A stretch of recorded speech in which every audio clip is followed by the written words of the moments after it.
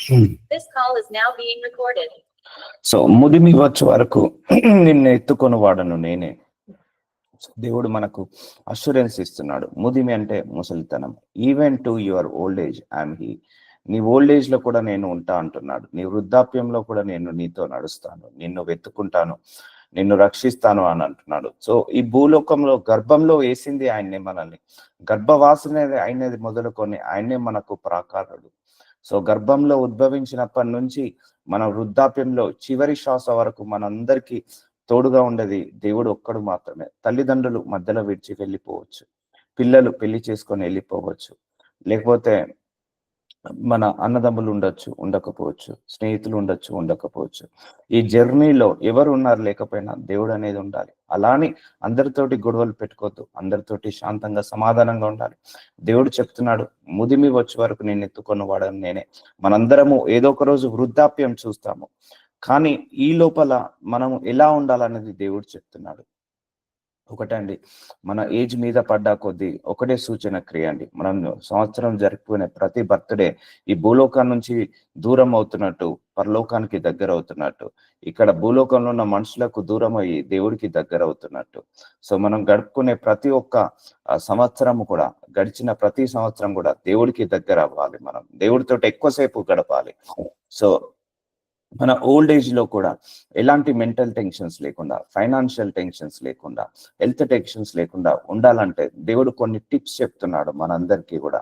వాటన్నిటిని మనం తూచా తప్పకుండా పాటిస్తే బాగుంటుంది. సో మన ఏజ్ మీద పడ్డా కొద్దీ మన ప్రవర్తన కూడా మారాలండి.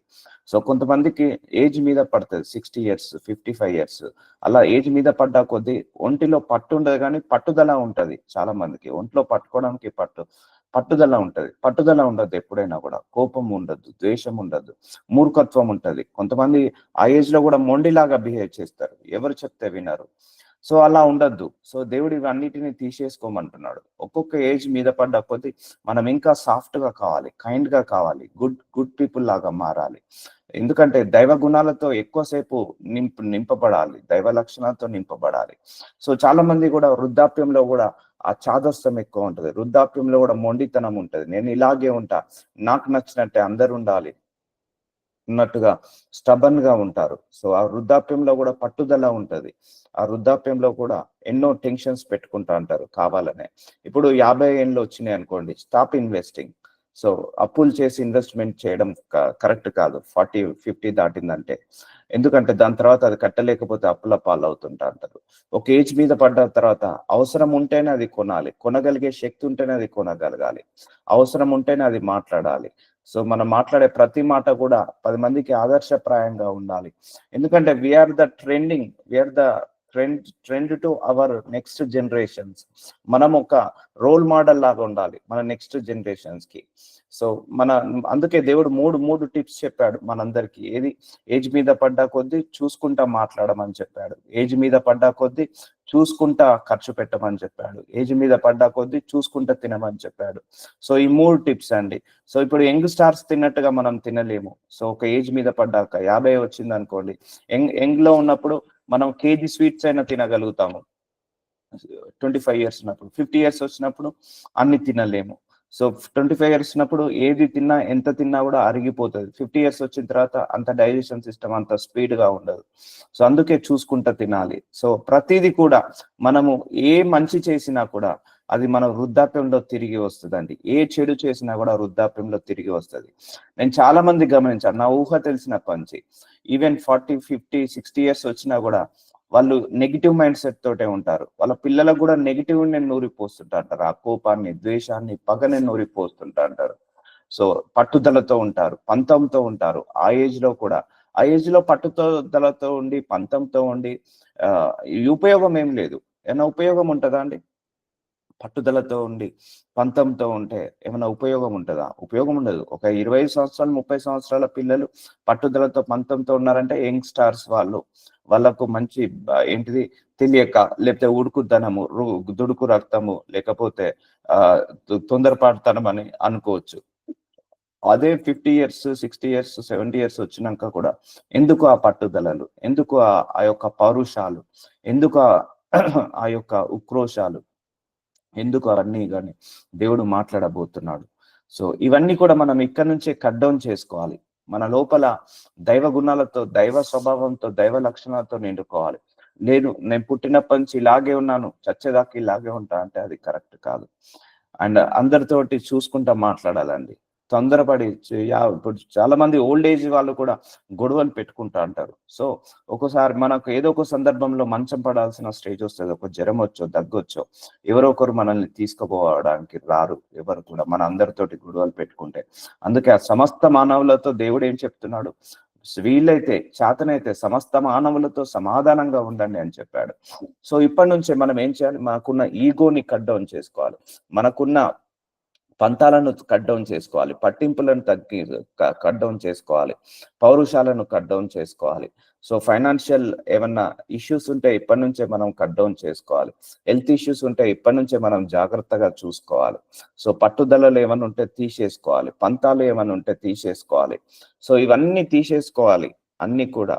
సో సమస్త మానవులతో మనము సమాధానంతో, శాంతితో ఉండాలి. సో ముదిమి వచ్చే వరకు నిన్ను ఎత్తుకొని వాడను నేనే. సో ఎంత వీలైతే అంతవరకు మనము దేవుడితో గడపడం మొదలు పెట్టాలి ఇప్పటి నుంచే. ఎందుకంటే అదే మనకు వృద్ధాప్యంలో అదే మనకు మేలు చేస్తుంది.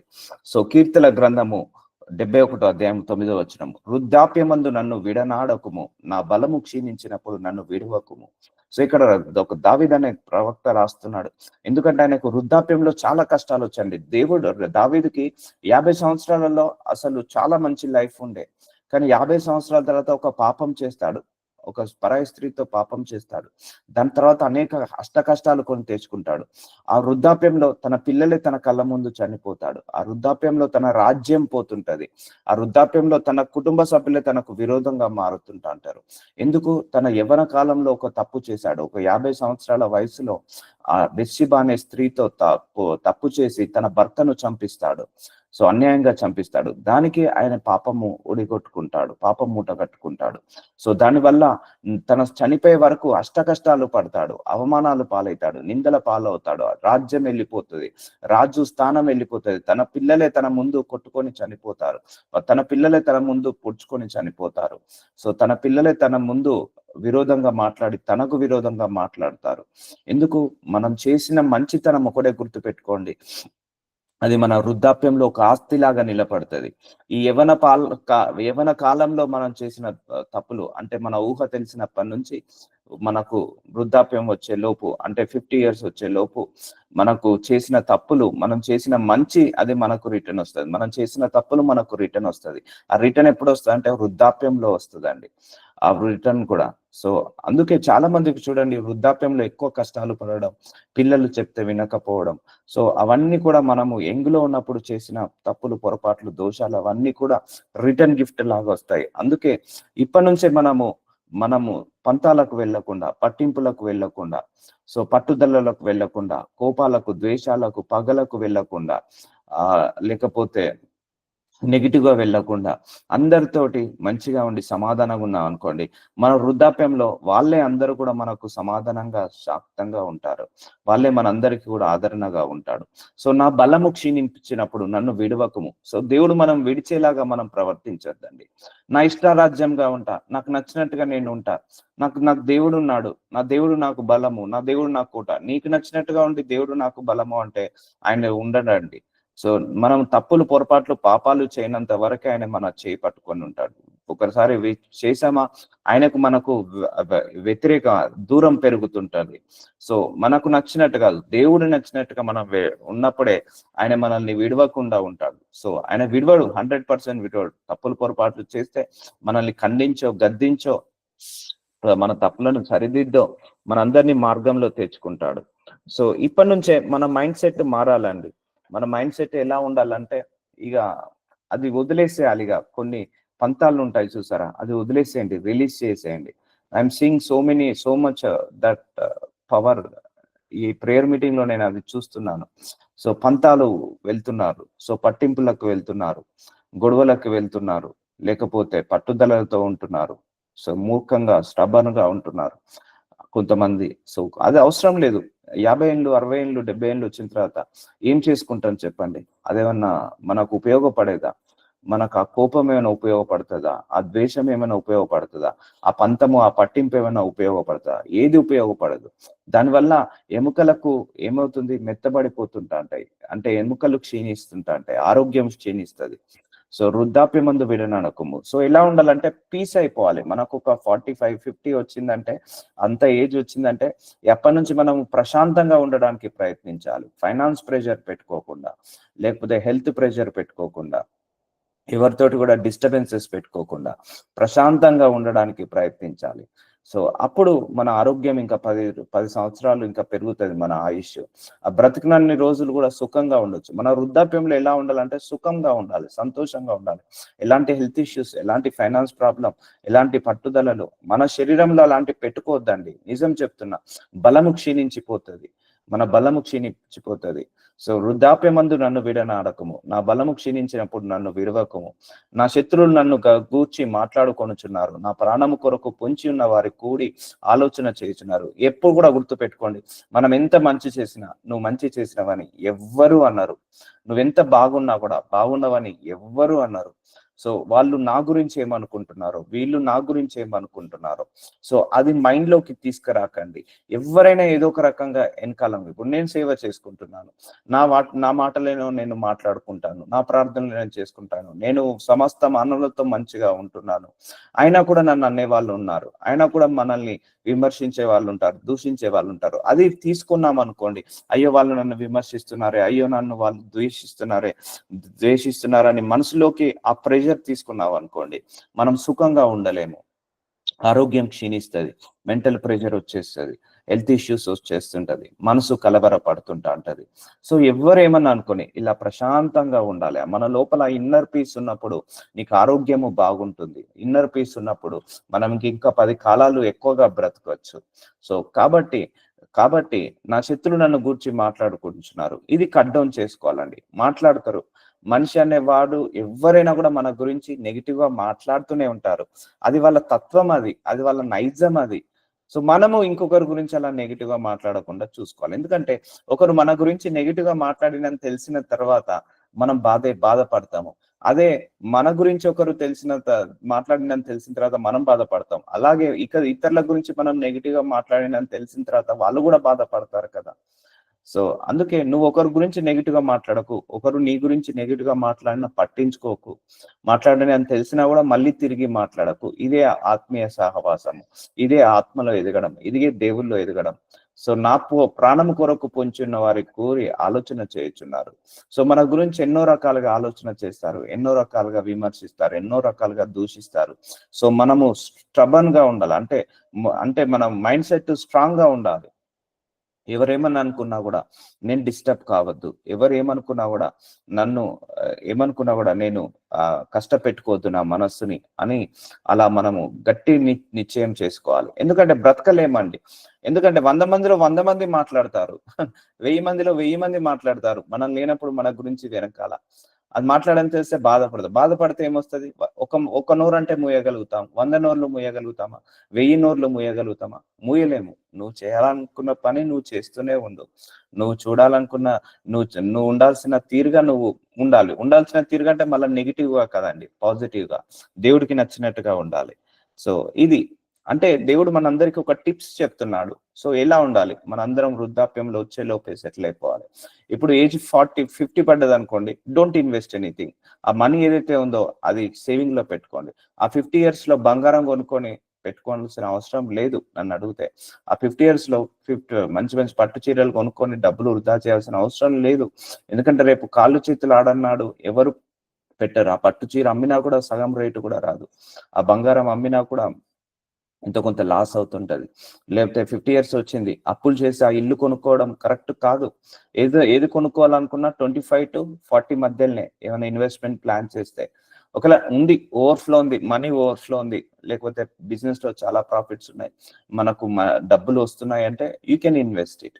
కానీ అప్పు చేసి మాత్రము ఆస్తులు కొనుక్కోకండి. అప్పు చేసి బంగారము, లేకపోతే అప్పు చేసి కారు అవసరం లేదు. ఆ సమయంలో చిన్న కారు ఉన్నా సరిపోతుంది. సో ఎందుకు చెప్తున్నామంటే మనము చాలా మంది వృద్ధాప్యంకి వచ్చిన తర్వాత అప్పుల పాలై, సోర్స్ ఆఫ్ ఇన్కమ్ లేక, ఆఖరికి తినడానికి ఆహారం లేక, వేసుకోవడానికి మెడిసిన్స్ కూడా లేక చాలా మంది రాంగ్ రూట్ లోకి వెళ్తుంటారు. సో ఒక ఏజ్ వచ్చిన కొద్దీ మనం ఏం చెప్పాడు దేవుడు, జాగ్రత్తగా ఖర్చు పెట్టుకోవాలి. అది అవసరం ఉంటేనే కొనాలి, అవసరం లేకపోతే అవసరం లేదు. సో ఎందుకంటే మనం వృద్ధాప్యం వరకు మనకు కావాల్సింది ఒంటి మీద బట్ట, అది ఆల్రెడీ మనకున్నది. 3 పూటల భోజనం కంపల్సరీ ఉండాలి మన ఒంటి మీదకి వచ్చే వరకు. ఎంతో కొంత చేతుల ఆధారం ఉండాలి, మెడిసిన్స్ కొనుక్కోవడానికో, ఒకరిని చేయి చాచి అడగకుండా ఉండడానికో. సో ఇప్పటి నుంచే కొంత భాగం సేవింగ్ లోకి పెట్టుకోండి. సో ప్రాణం పొంచున్నారు. సో ఒకరి గురించి నా గురించి ఏమనుకుంటున్నారు అని ఎప్పుడు ఆలోచించకండి, అది మంచిది కాదు, అది అస్సలు మంచిది కాదు. 71 కీర్తన గ్రంథం 11వ వచనం, దేవుడు వాణిని విడిచెను, తప్పు చేయి వారెవరునూ లేరు. చూసారా, దేవుడు వాడిని విడిచెను. సో దేవుడు విడవకుండా చూసుకోవాలి మనం. వారిని తరిమి పట్టుకొనుడి అని వారు అనుకొనుచున్నారు. దేవ నాకు దూరముగా ఉండకము, నా దేవ నా సహాయం నాకు త్వరపడి రమ్ము. సో దేవుడు మనకు దూరంగా ఉండొద్దంటే మనం ఇప్పటి నుంచి ఏం చేయాలి, దేవుడితో దగ్గరగా గడపాలి. నువ్వు ఈ లోకానుసారంగా బ్రతికి, ఈ లోక చిత్తానుసారంగా నడిచి దేవ నన్ను విడివకు అంటే ఎలా? అందుకే మన ఏజ్ మీద పడ్డా కొద్దీ ఎక్కువసేపు ప్రార్థన చేసుకోవాలి, ఏజ్ మీద పడ్డా కొద్దీ ఎక్కువసేపు బైబిల్ చదువుకోవాలి, దేవుడితో గడపాలి. కానీ చాలా మంది కూడా వృద్ధాప్యంలో కూడా ఆ ముసలమ్మ ముచ్చట్లు అని అంటారు, అది ఊరికే రాలేదు. ఎందుకు ఆ గంటలు ఫోన్లలో వచ్చేయడం, ముచ్చట్లు పెట్టడం? మాట్లాడండి, అన్నదం పలకరించండి, గంటలు అవసరం లేదు అది దేవుడి దృష్టికైనా. సో మనం ఎక్కువసేపు బైబిల్ చదువుకొని, ఎక్కువసేపు ప్రార్థన చేసుకొని, ఎక్కువసేపు ఆరాధించి స్తుతించి అప్పుడు అడుగు, దేవా నాకు దూరంగా ఉండకు అని. సో నువ్వు దేవుడికి దూరమై ప్రార్థన చేసుకోకుండా, బైబిల్ చదువుకోకుండా, దేవా నన్ను దూరంగా ఉండకు, ఆయన ఎప్పుడు దూరంగా ఉండడండి, మనమే దగ్గరికి వెళ్ళాలి. సహాయం నాకు త్వరపడి రమ్ము. సో వృద్ధాప్యంలో కూడా ఆయనే మనకు సహాయం అందిస్తాడు.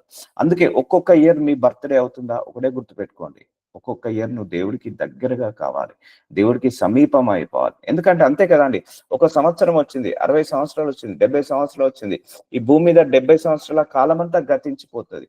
ఇక మనసులో మనం ఏమవుతున్నట్టు, భూలోకం నుంచి డిస్కనెక్ట్ అవుతున్నట్టు, మెల్లమెల్లగా డిస్కనెక్ట్ అవుతున్నాం. 60 years వచ్చామా, డిస్కనెక్ట్ అవుతున్నాం. ఎవరికి దగ్గర అవుతున్నాం, దేవుడికి దగ్గర అవుతున్నాం. అంటే మరణం అంటే ఇట్స్ ఈక్వల్ టు గాడ్, దేవుడికి దగ్గర అవుతున్నావు. అందుకే ఇప్పటి నుంచి నువ్వు దేవుడితో సహవాసాన్ని పెంచుకో. ఎందుకంటే రేపు మరణించిన తర్వాత కూడా ఆయన్నే మనకు తోడు, ఆయన్నే మనకు దిక్కు, మనతో ఉండేది ఆయన్నే. సో వృద్ధాప్యంలో కూడా ఆయన్నే మనకు తోడుగా ఉంటాడు. సో ఇవన్నీ కూడా చేసుకోవాలి. అందుకే దేవుడు ఇస్తున్న టిప్స్ మాత్రం మర్చిపోకండి. ఆ పట్టుదల మానుకోవాలి, పంతము మానుకోవాలి, లేకపోతే ఆ మూర్ఖత్వము మానుకోవాలి, చాదస్తం మానుకోవాలి. లేకపోతే ఆ యొక్క కొంతమందికి అదే ఉంటారు, నేను చెప్పిందే వినాలి. సో అవతలి ఇష్టాలను, అవతలి వాళ్ళ అభిప్రాయాలను కూడా మనం అంగీకరించాలి. సో ఇప్పుడు ఏదైతే మనం చేస్తామో అదే మన వృద్ధాప్యంలో కాపాడుతుందండి. నేను ఎల్లప్పుడూ నిరీక్షిస్తును, నేను మరీ ఎక్కువగా నిన్ను కీర్తింతును. చూసారా, మరీ ఎక్కువగా నిన్ను కీర్తింతును. ఇది మనం చేయాలి. మన ఏజ్ మీద పడ్డ కొద్దీ, మన వృద్ధాప్యం వస్తున్న కొద్దీ మనం ఏం చేయాలి, దేవుణ్ణి ఎక్కువగా కీర్తించాలి, దేవుణ్ణి ఎక్కువగా మనము ఆధారం చేసుకోవాలి, దేవుడి మీదనే ఆధారపడాలి. సో దేవుడితో సహవాసం చేయాలి. So that is the symbol. అది నీకు ఆ ఫ్రెష్నెస్ వస్తుంది. దేవుడితో గడిపినప్పుడు నీ లోపల ఆత్మీయ సహవాసం పెరుగుతుంది. ఇవన్నీ పంతాలు, పట్టింపులు అన్ని కూడా ఎప్పుడు పోతాయంటే మనం దేవుడితో గడిపినప్పుడే ఆయన గుణము, ఆయన లక్షణం, ఆయన స్వభావం మన లోపలికి వస్తుంది.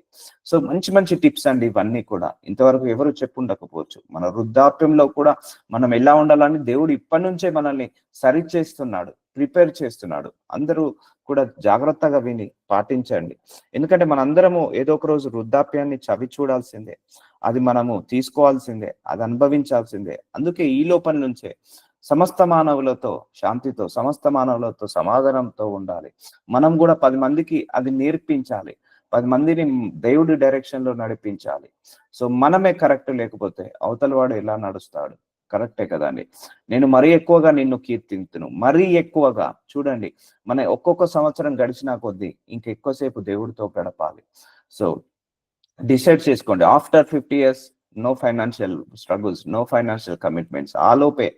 ఆలోపే సెటిల్ అయ్యేటట్టు చూసుకోండి. ఆలోపే ఉండి మిగిలిన జీవితం అంతా కూడా ఎక్కువగా శ్రమలు లేకుండా, పోరాటాలు లేకుండా జాగ్రత్తగా ఉండేటట్టు చూసుకోండి. నీ నీతిని, నీ రక్షణను నా నోరు దినమెల్లా వివరించుదును, అవి నాకు ఎన్న శక్యము కావు. చూసారా అండి, దేవుడి యొక్క నీతి, దేవుడి యొక్క రక్షణ నా నోరు దినమెల్లా వివరించును. దినమెల్లా అంటే రోజంతా కూడా. సో ఇప్పుడు హౌస్ వైఫ్స్ ఉన్నారు, సో వృద్ధాప్యంలో ఉన్నారు, సో ఇంటి పని వంట పని అయిపోయిందంటే స్పెండ్ టైం విత్ గాడ్. కానీ మన నోరు దినమెల్ల ఏమవుతుంది, ఫోన్ లో ముచ్చట్లు ఎక్కువ అవుతున్నాయి. దినమెల్ల సరే ఆ ముచ్చట వల్ల ఏమైనా డబ్బులు వస్తున్నాయా? అవి రావు. దానివల్ల లాభం ఏముందా? అది కాదు. సో వాళ్ళ గురించి వీళ్ళ దగ్గర, వీళ్ళ గురించి వాళ్ళ దగ్గర వద్దండి, అవన్నీ మానుకోవాలి. సో ఈ లోకం అంతా కూడా డిస్టర్బెన్స్ లో ఉంది, ఈ లోకం అంతా కూడా ఒక జోన్ లోకి వెళ్తున్నారు. సో మనం మాత్రము దేవుడు అనే జోన్ లోనే ఉండాలండి. అందుకే ఇప్పటి నుంచే దేవుణ్ణి ఎక్కువగా ప్రేమించడం మొదలు పెట్టండి, దేవుడితో ఎక్కువగా సహవాసం చేయడం మొదలు పెట్టండి, దేవుడితో ఎక్కువగా గడపడం మొదలు పెట్టండి దినమెల్లా. సో నీకు టైం దొరికిన ప్రతిసారి కూడా ఆరాధించు, స్తుతించు, ప్రార్థించుకో, లేకపోతే వాక్యాన్ని చదువుకో, వాక్యాన్ని మనసులో పెట్టుకొని ధ్యానించుకో. సో నా నోరు దినమెల్లా వివరించును. సో దినమెల్లా నువ్వు దేవుడి స్మరణలోనే ఉంటూ ఉండు. నేను చాలా మంది ఎల్డర్స్ ని చూశాను. ఇప్పుడు అన్ని జనులలో చాలా ఎల్డర్స్ ఉంటారు. సో వృద్ధులు వాళ్ళు ఏం పెట్టుకోరండి, మార్నింగ్ లేచి జపం చేసుకుంటూనే ఉంటారు, జపం చేసుకుంటుంటారు. ఆ పురాణాలు, ఆ బుక్కులు, ఈ బుక్కులు తీసుకొని మెడిటేట్ చేస్తూనే అంటారు, లేకపోతే రాస్తుంటా అంటారు ఆ దేవుడికి సంబంధించినవి. సో వాళ్ళు ఎక్కువసేపు కూడా బాధ్యతలు తీరిన తర్వాత దేవుడితో ఎక్కువసేపు గడుపుతారు. సో అది చాలా మంచిదండి. దేవుడితో ఎక్కువసేపు గడపడము ఆశీర్వాదము, దేవుడితో ఎక్కువసేపు గడపడము అది మనకు ఆరోగ్యాన్ని కూడా దయచేస్తుంది. కానీ మనం ఏం చేస్తున్నాం, ఫోన్ లో అన్వాంటెడ్ పీపుల్ తో అన్వాంటెడ్ టాక్స్ ఎక్కువ అవుతున్నాయి. సో మన నోరు దినమెల్లా దేని వివరించాలి, దేవుని వివరించాలి. అవి నాకు ఎన్న శక్యము కావు. ప్రభు అయిన యెహోవా యొక్క బలవత్ కార్యములను బట్టి నేను వర్ణింప మొదలు పెట్టేదను, నీ నీతిని మాత్రమే నేను వర్ణించేదను. చూసారా అండి, నీ నీతిని మాత్రమే నేను వర్ణించేదను. బలవత్ కార్యములను బట్టి, ఆయన కార్యాలను బట్టి వర్ణింప మొదలు పెట్టేదను, వర్ణింప మొదలు పెట్టాను. ఈ రోజు నుంచి మీరు మొదలు పెట్టాలి, దేవుడి యొక్క సువార్త ప్రకటించడం మొదలు పెట్టాలి. మీకు దేవుడు ఇప్పటి వరకు ఏ జ్ఞానం అయితే ఇచ్చాడో అది 10 మందికి స్ప్రెడ్ చేయండి. మీ పిల్లలకు, మీ పిల్లలకు, పిల్లల పిల్లలకు, తరతరాలకు, ఇరుగు వారికి, పొరుగు వారికి దేవుడు ఇచ్చిన దాన్ని మొదలు పెట్టండి. ఆల్రెడీ మీ అందరికీ ప్రేర్ చేశాను. మొదలు పెట్టండి, సువార్త ప్రకటించడం మొదలు పెట్టండి, దేవుడి గురించి ప్రకటించడం మొదలు పెట్టండి. ఒక నిర్ణయం తీసుకోండి, నా నెక్స్ట్ జీవితం అంతా నీకోసమే బ్రతుకుతానయ్యా, నీకు ఇష్టంగా బ్రతుకుతానని తీసుకోండి, తీర్మానం తీసుకోండి. అయ్యా నాకు కూడా సువార్త ప్రకటన, నాకు ఏదైతే జ్ఞానం ఇచ్చానో అది నాలాగా నా లోపలనే ఉండకుండా 10 మందికి నిన్ను పరిచయం చేసే జ్ఞానాన్ని ఇవ్వు ప్రభువా అని ప్రార్థించండి. సో ఇక్కడ మనము ఈ ఏజ్ నుంచి మనము దేవుణ్ణి కొంతమందికి స్ప్రెడ్ చేయాలా వద్దా? ఇప్పుడు దేవుడు నీకు పిలుచుకున్నాడు, నిన్ను అగ్నిలో నుంచి లాగాడు, మీ అందరినీ కూడా ఆత్మతో నింపుతున్నాడు, అభిషేకంతో లేకపోతే వాక్యముతో నింపాడు. ఆ వాక్యము అలాగే మనతో పాటు మరణించాలా? మనం మరణించే లోపు ఈ మన లోపల ఏ వాక్యం అయితే ఉందో అది 10 మందికి స్ప్రెడ్ చేయాలా, 10 మందికి తెలియని వాళ్ళకు స్ప్రెడ్ చేయాలి మన లోపల ఉన్నది. అందుకే నేను వర్ణింప మొదలు పెట్టేదను. సో దేవుడి గురించే పొగడండి, దేవుడి గురించే మాట్లాడండి, వేరే వాటి గురించి మాట్లాడకండి. చాలా మంది ప్రేయర్ మీటింగ్స్ అని గ్రూపులు క్రియేట్ చేస్తారు. ఆ ప్రేయర్ మీటింగ్ లో ఇంటి ముచ్చట్లు, వంట ముచ్చట్లు, ఆ ప్రేయర్ మీటింగ్ లో ఆ ముచ్చట్లు, ఈ ముచ్చట్లు. No no no no no దేవుడికి నువ్వు కేటాయించినప్పుడు దేవుడి గురించే మాట్లాడాలి. నీ నీతిని మాత్రమే నేను వర్ణించేదను. చూసారా, దేవుడి గురించి మాత్రమే నువ్వు మాట్లాడాలి, దేవుడు మాటలే మాట్లాడాలి. కానీ మనం ఏం చేస్తాం, పక్కోడి గురించి మాట్లాడతాము, పక్కోని గురించి వర్ణిస్తాము, ఎదురింటి వాళ్ళ గురించి మాట్లాడతాము. మా ఇంట్లో పలానా ఆయన వాళ్ళ ఇంట్లో ఇది జరిగిందట, అది ఎందుకు నువ్వు స్ప్రెడ్ చేయడం వల్ల, దానివల్ల నీకు ఉపయోగం ఏంటిది? అదే యేసయ్య ఈ వాక్యం ఇక్కడ రాస్తుందని అది స్ప్రెడ్ చేయి, అది నీకు ఆశీర్వాదకము, విన్నవాడికి ఆశీర్వాదకరము. అర్థమవుతుందా అండి? మనం మాట తీరు కూడా మారిపోవాలి. సో మీరు ఎప్పుడైనా గమనించారా, ఈ గ్రూప్ లో ఒక అదర్ దెన్ గాడ్ టాపిక్ తప్పించి ఏదైనా టాపిక్ తీసుకోలేదు. This 1 hour is belongs to God. So నేను ఆయన నీతిని వర్ణిస్తాను, ఆయన మాటలే మరుస్తాను. సో మీరు కూడా వర్ణింపడం మొదలు పెట్టేదను. సో మొదలు పెట్టండి, దేవుడిని పరిచయం చేయడం మొదలు పెట్టండి, ఆయన సువార్త ప్రకటించడం మొదలు పెట్టండి. సో ఎవరైనా చేయొచ్చు. యేసు ప్రభు ఉన్నారు, సో ఆయన లోక రక్షకుడు, ఆయనకు మానవుల పాపముల నిమిత్తం ఆయన మరణించాడు, ఆయన నమ్ముకున్న వాళ్ళను ఆయన పరలోకానికి తీసుకెళ్తాడు అని ఇలా మనము సాఫ్ట్ గా మనం బోధించాలి. దేవా, బాల్యం నుండి నీవే నాకు బోధించుచు వచ్చితివి. సో చూసారా, బాల్యం నుంచి మనకు దేవుడు బోధించాడు చాలా విషయాలు. ఇప్పుడు మీ అందరిలో కూడా బైబిల్ జ్ఞానం ఉంది, అడిగితే టకటక చెప్తారు వరుసలో. అది మీ దగ్గరనే ఉండడం కరెక్ట్ కాదు. దేవుడు మిమ్మల్ని లోడ్ చేశాడు, బైబిల్ జ్ఞానంతో లోడ్ చేశాడు. బాల్యం నుంచి ఎన్నో అనుభవాల గుండా తీసుకెళ్లాడు, ఎన్నో ఎన్నో ఇరుకుల గుండా, ఎన్నో సమస్యలు, ఎన్నో పరీక్షల గుండా తీసుకెళ్లాడు. ఆ అనుభవాలు 10 మందికి, మీ నెక్స్ట్ జనరేషన్ కి ఒక మార్గదర్శనం కావాలి. మన నెక్స్ట్ జనరేషన్ కి ఒక డైరెక్షన్ లాగా ఉండాలి. దేవ, బాల్యం నుండి నీవు నాకు బోధించుచు వచ్చితివి, ఇంతవరకు నీ ఆశ్చర్య కార్యములను నేను తెలుపుచూనే వచ్చి తిని. సో మనం తెలపాలి. ఇప్పుడు ఎక్కువసేపు దేవుడి మాటలే మాట్లాడాలి, దేవుడి గురించే మాట్లాడాలి. లోక వార్తలు, సినిమా మాటలు, ఆ రాజకీయ మాటలు, ఈ రాజకీయ మాటలు, ఆ ఇంటి మాటలు, ఈ ఇంటి మాటలు, ఇవన్నీ కూడా అది మనకు ఆశీర్వాదాన్ని తీసుకురావండి. వేస్ట్. ఆ పంతము మనకు ఆశీర్వాదంగా తీసుకురాదు, ఆ పట్టింపు మనల్ని ఆశీర్వదించదు, ఆ యొక్క మూర్ఖత్వం, ఆ మొండితనం మనల్ని ఆశీర్వదించదు. కాబట్టి నా బాల్యం నుండి నీవు నాకు బోధించి వచ్చితివి. నీ బాల్యం నుంచి మీకు ఏదైతే బోధించాడో దేవుడు, అది 10 మందికి స్ప్రెడ్ చేయండి, రిలీజ్ చేయండి. మీలో ఉన్న వాక్యాన్ని 10 మందికి పంచుకోండి. పంచుకోండి అంటే తెలిసిన వాళ్ళకు కాదు, తెలియని వాళ్ళకు పంచుకోండి. నీ ఆశ్చర్యకార్యములు నేను తెలుపుచూనే వచ్చి తిని. మనం ఆయన ఆశ్చర్యకార్యాలు తెలపాలి, తెలుపుతూనే వచ్చి తిని. సో వచ్చి తిని అంటే ఇట్ విల్ బి కంటిన్యూ. ఇది మనం ఓల్డ్ ఏజ్ వస్తున్న కొద్దీ మనం చేయాల్సిన పని ఏంటంటే దైవ పనిలో ఉండాలి, దైవ కార్యంలో ఉండాలి.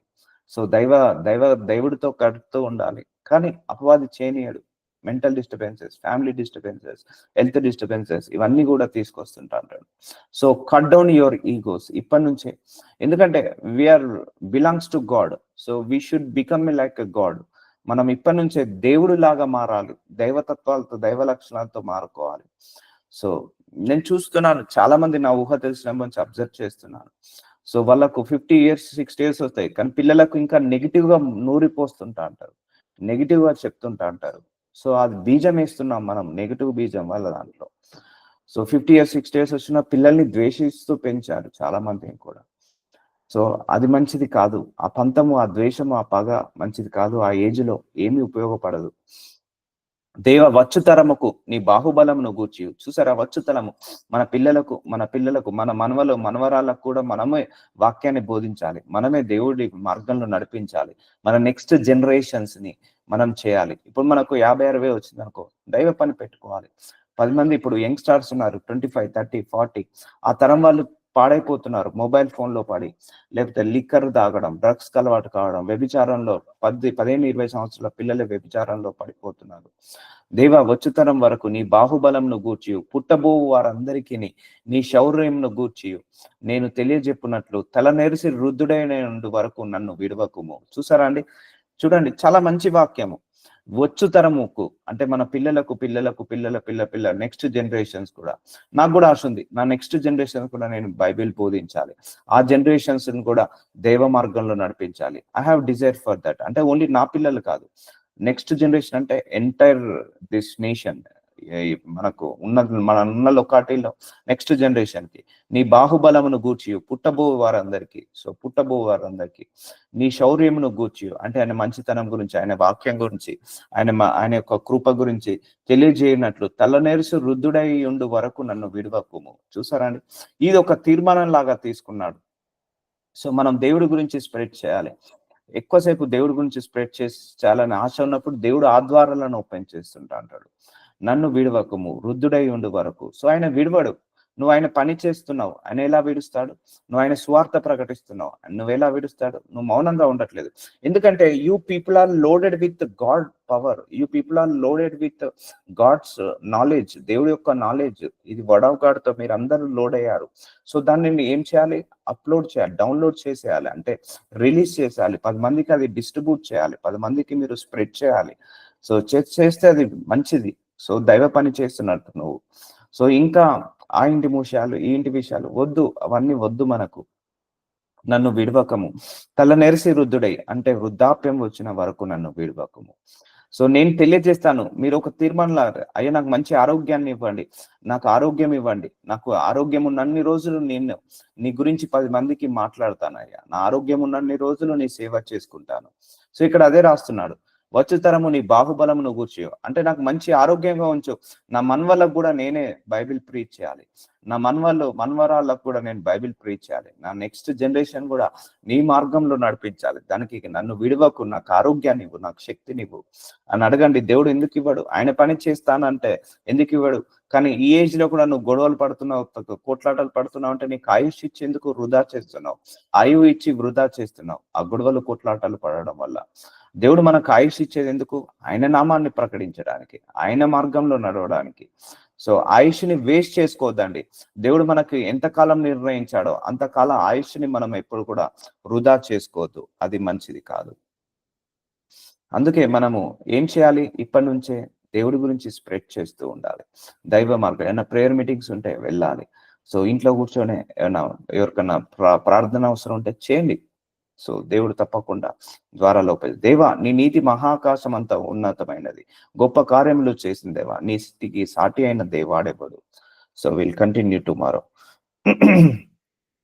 నజరుడైన యేసయ్య, థ్యాంక్ యూ జీసస్. ఇదిగో తండ్రి, మాకందరికీ కూడా బహు బలమైన జ్ఞానాన్ని ఇస్తున్నావు అయ్యా. మమ్మల్ని ఇంతగా ప్రొటెక్ట్ చేస్తున్నందుకు వందనాలు. మా ఓల్డ్ ఏజ్ లో కూడా మేము ఎలా ఉండాలి, ఓల్డ్ ఏజ్ లో కూడా మేము ఎలా ఉంటే బాగుంటుంది అని మాకు ఇప్పటి నుంచే జ్ఞానాన్ని ఇస్తున్నందుకు, ఈ సంఘానికి జ్ఞానాన్ని, మా అందరికీ జ్ఞానాన్ని ఇస్తున్నందుకు వందనాలయ్యా.